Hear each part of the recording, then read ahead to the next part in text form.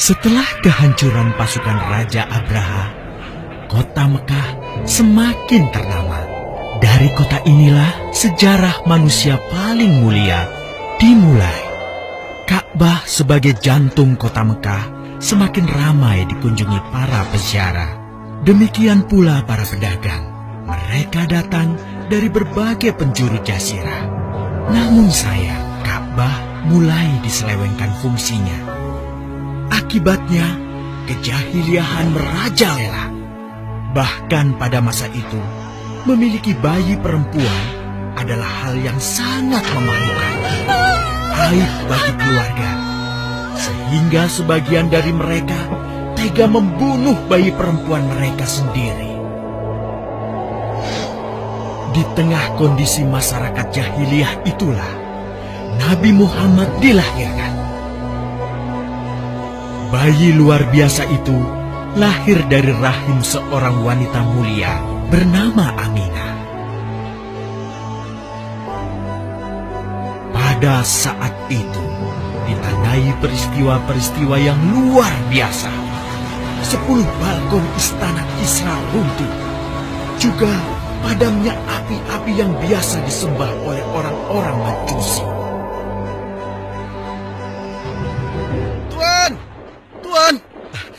Tuan Abdul Muthalib, ada kabar gembira. Kabar gembira? Kabar gembira? Kabar gembira apa? Tuan, cucu Anda telah lahir.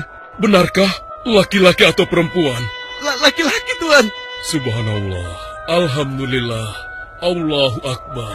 Kalau begitu aku ingin segera melihatnya. Mari, Tuan. Setelah mendengar itu, Abdul Muthalib bergegas menuju ke rumah Aminah.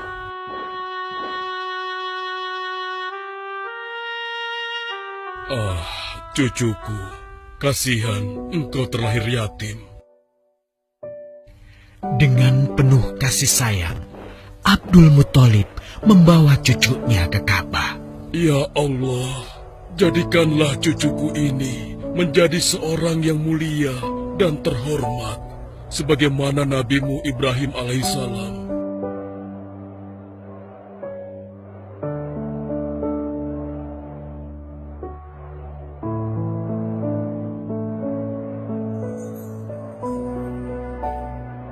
Siapa namanya, Ayah? Muhammad. Muhammad? Iya, aku akan menamainya Muhammad. Artinya yang terpuji. Kehadiran Muhammad kecil sungguh memberi kebahagiaan. Tidak hanya bagi keluarga Bani Hashim, bahkan seluruh kabilah suku Quraisy menyambutnya dengan sukacita. Kemudian Abdul Muthalib mencarikan ibu susu bagi Muhammad kecil. Kita sudah berhari-hari mencari anak susuan, yang dari situ kita akan mendapatkan imbalan yang cukup. Namun hingga saat ini, belum juga kita dapatkan. Ya, istriku, aku mengerti. Apa kita terima saja bayi yatim itu? Muhammad maksudmu? Iya, cucu dari Abdul Muthalib. Kasihan dia. Hampir semua teman-teman dari rombongan kita tidak ada yang mau menyusuinya. Karena tidak ada harapan untuk mendapatkan imbalannya dari ayah bayi itu. Betul juga engkau, istriku. Kasihan anak itu. Aku mendukungmu jika engkau susui dia. Mudah-mudahan Allah memberikan keberkahan bagi kita. Halimah segera mendatangi Abdul Muthalib. Dia bersedia untuk menjadi ibu susu dan pengasuh bagi Muhammad kecil. Betapa gembira Abdul Muthalib mendengarnya. Halimah dari Bani Sa'ad itu akhirnya dipercaya Abdul Muthalib untuk mengasuh cucunya 2 tahun lamanya. Ayo istriku, kita berangkat sekarang. Sebentar lagi suamiku. Insya Allah kita berangkat sampai anak ini kenyang. Kalau begitu, aku lanjutkan berkemas-kemas dahulu. Hah? Ada apa suamiku? Lihat, unta dan keledai kita. Mereka demikian sehat, tidak seperti sebelumnya. Subhanallah. Betul, suamiku. Tidak seperti kemarin. Demi Allah, kau tidak salah memilih istriku. Kau telah mengambil anak yang dipenuhi dengan barokah. Allah melimpahkan keberkahan atas Halimah dan suaminya. Mereka pulang ke kampung Bani Sa'ad dengan penuh rasa syukur. 2 tahun berlalu sudah. Tugas Halimatus Sa'diyah sesungguhnya telah usai. Saatnya Muhammad kecil harus dikembalikan kepada ibunya. Terima kasih Halimah. Engkau telah merawat anakku dengan baik selama 2 tahun. Tidak ada yang bisa kuberikan, kecuali aku berdoa. Semoga Allah memberkahi engkau dan keluargamu. Amin. Saya juga bersyukur diberikan kepercayaan dan kesempatan merawat anakmu, wahai Ibu Aminah. Namun, begini Bu, mohon maaf. Kalau boleh, izinkan aku merawat Muhammad lebih lama lagi. Aku masih sangat sayang padanya. Baiklah, kalau begitu aku setuju dengan usulmu. Bawa dan rawatlah Muhammad sebagaimana dia anakmu sendiri. Terima kasih, Ibu. Terima kasih. Begitulah, Muhammad kecil kembali ke tengah-tengah Bani Sa'ad.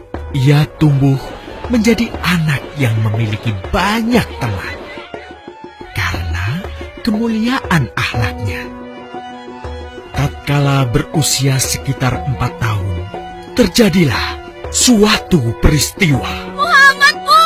Muhammad! Muhammad? Kenapa Muhammad? Muhammad dibawa orang. Hah? Dibawa orang? Diculik? Coba ceritakan. Ketika kami tengah bermain, tiba-tiba ada orang dewasa datang. Dia langsung membawa pergi Muhammad dan membunuhnya. Hah? Membunuhnya? Ya Allah, di mana? Di mana? Antarkan ibu ke sana. Dengan perasaan cemas, Halimah bergegas menuju tempat itu. Dan dilihatnya, Muhammad kecil tengah terduduk. Muhammad, apa yang terjadi denganmu? Dengan sangat tenang dan jelas, Muhammad kecil menceritakan apa yang telah terjadi. Bahwa seseorang telah membelah dadanya, mengambil hatinya, kemudian mencucinya dan mengembalikannya lagi ke tempatnya semula. Maka sesungguhnya yang datang itu adalah malaikat Jibril. Dia ditugaskan Allah untuk mencuci hati Rasulullah sehingga bersih dari segala kecenderungan setan. Subhanallah, sungguh anak ini bukanlah anak sembarangan. Sebaiknya aku kembalikan saja kepada ibunya. Peristiwa itu membuat Halimah sangat khawatir. Maka bergegaslah Halimah mengembalikan Muhammad kecil kepada ibunya. Menginjak usia yang ke-6 tahun, Muhammad kecil diajak ibunya untuk berziarah ke makam ayahnya, Abdullah di Yathrib. Dalam perjalanan pulang kembali ke kota Mekah, Aminah pun jatuh sakit. Dari hari ke hari, tubuhnya semakin melemah. Hingga di sebuah kota bernama Abwa, letaknya antara Mekah dan Yathrib, Aminah meninggal di sana. Dan Muhammad kecil pun menjadi seorang anak yatim piatu.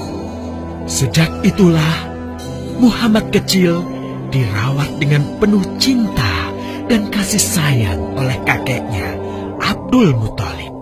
Muhammad, sudah berhentilah memerah susunya. Insya Allah, sudah cukup untuk persediaan kita hari ini. Beristirahatlah sejenak. Makanlah agar kau tetap sehat.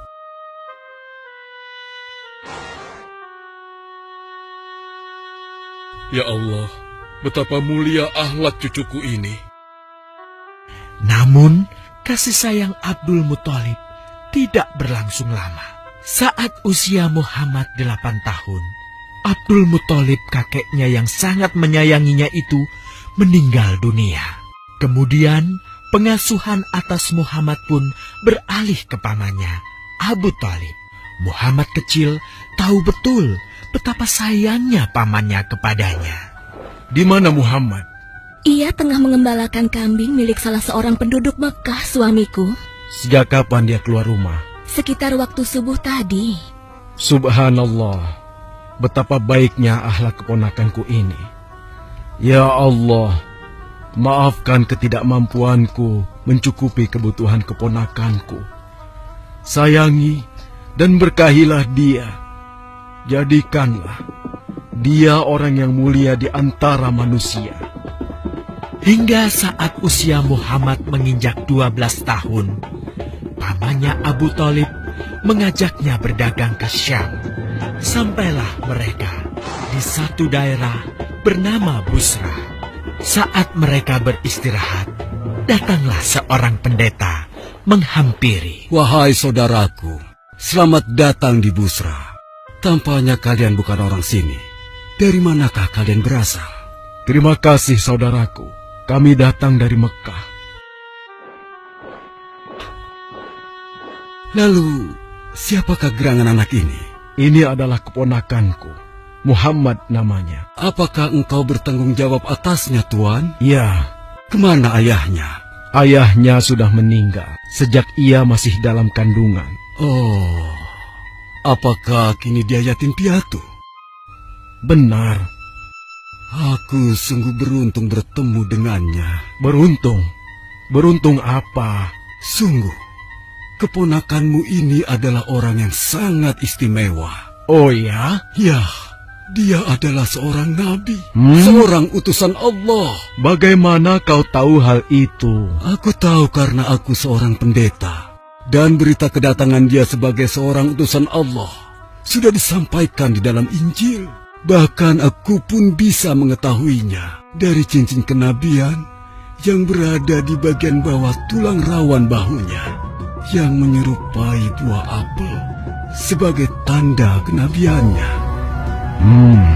Begitulah pendeta bernama Bahira menyampaikan kepada Abu Thalib perihal kenabian Muhammad.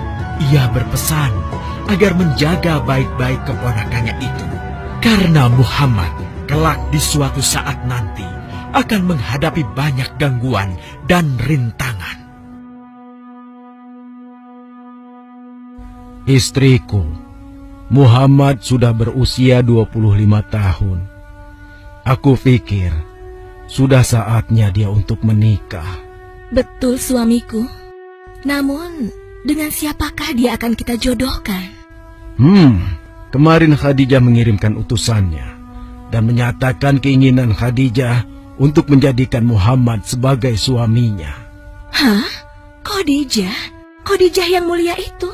Betul, istriku. Khadijah yang selama ini mempercayakan barang perniagaannya kepada Muhammad. Kenapa dia memilih Muhammad? Ya, Khadijah mengagumi kejujuran dan kebaikan akhlak Muhammad. Menurutmu sendiri bagaimana? Aku pikir Khadijah adalah wanita terbaik bagi Muhammad. Kita akan melamarnya. Tepat di usia 25 tahun, Nabi Muhammad menikahi Khadijah yang berusia 40 tahun. Dari pernikahan itu, mereka dikaruniai Allah 6 orang anak. 2 laki-laki adalah Al-Qasim dan Abdullah. Sedangkan putrinya adalah Zainab, Ruqayyah, Ummu Kulsum, dan Fatimah. Namun, kedua putranya itu telah meninggal semenjak mereka kecil. Suatu ketika, terjadilah banjir besar di kota Mekah. Kabilah-kabilah di kota Mekah pun bergotong royong membangun kembali Ka'bah. Setelah pembangunannya selesai, terjadilah perselisihan antara pemuka kabilah tentang siapakah yang paling pantas meletakkan Hajar Aswad di Ka'bah. Abu Thalib, apa yang harus kita lakukan? Kita sudah bicarakan hal ini selama 5 hari, namun tidak ada titik temu. Aku khawatir akan terjadi pertumpahan darah. Sudah, begini saja. Kita sepakati bahwa masalah ini kita serahkan kepada takdir terbaik. Lihat pintu masuk Ka'bah itu. Siapapun yang pertama kali akan melewati pintu itu, dan siapapun dia, kita tidak boleh menolaknya. Setuju? Aku juga setuju. Baiklah, aku setuju. Aku juga setuju. Baiklah, kita perhatikan bersama. Tidak lama setelah kesepakatan itu, atas izin Allah, Nabi Muhammad menjadi orang pertama yang memasuki pintu menuju Ka'bah. Alhamdulillah, segala puji bagi Allah. Ternyata Muhammad, dan memang dia adalah orang yang tidak pernah kita temui ada celah. Betul? Betul. Betul. Ya, betul. Nabi Muhammad pun menerima kepercayaan itu. Dengan kebijaksanaannya, Nabi Muhammad meminta sehelai kain, lalu meletakkan Hajar Aswad di atasnya. Nabi Muhammad mempersilahkan seluruh pemuka kabilah untuk memegang ujung-ujungnya dan mengangkatnya secara bersama-sama. Setelah sampai pada sudut Ka'bah, giliran Nabi Muhammad meletakkan Hajar Aswad di tempatnya semula. Terhindarlah perpecahan di kota Mekah. Meskipun demikian, kegelisahan masih terus menggelayuti hati Nabi Muhammad. Kejahiliahan ada di mana-mana. Kezaliman dan kemaksiatan terus berlangsung. Ia tak habis pikir. Nabi Muhammad mulai merenung dan menyendiri untuk menghindar dari perilaku jahiliyah. Nabi Muhammad memilih tempat di sebuah goa di atas bukit sekitar Mekah. Goa Hiro. Dari mulut goa itulah Nabi Muhammad bisa memandangi kota Mekah yang dicintainya dengan pandangan yang lebih luas. Hingga suatu ketika, sesuatu yang tidak pernah terbayangkan sebelumnya terjadi. Tiba-tiba, goa itu menjadi terang benderang. Kemanapun arah mata melihat, di sanalah cahaya itu ada. Itulah malaikat Jibril. Jibril berkata, "Bacalah." Dengan gemetar, Nabi Muhammad berkata, "Aku tidak bisa membaca." Malaikat Jibril lantas merangkul Nabi Muhammad SAW dengan kuat hingga nafas beliau sesak. Seraya berkata lagi, "Bacalah." Sampai akhirnya malaikat Jibril membantunya setelah merangkulnya dan menyuruhnya membaca hingga 3 kali. Kemudian malaikat Jibril membantunya membaca. "Bacalah dengan menyebut nama Tuhanmu yang menciptakan. Dia telah menciptakan manusia dari segumpal darah. Bacalah, dan Tuhanmu lah yang paling pemurah, yang mengajarkan manusia dengan perantaraan Al-Qalam. Dia mengajarkan kepada manusia apa yang tidak diketahuinya." Kalimat suci telah terucap. Resmilah sudah. Dari dalam Goa Hiro, Allah mengangkat Nabi Muhammad SAW sebagai penuntun dari kegelapan menuju cahaya, dari keburukan menjadi kebaikan, dan dari kesengsaraan menuju ke keselamatan.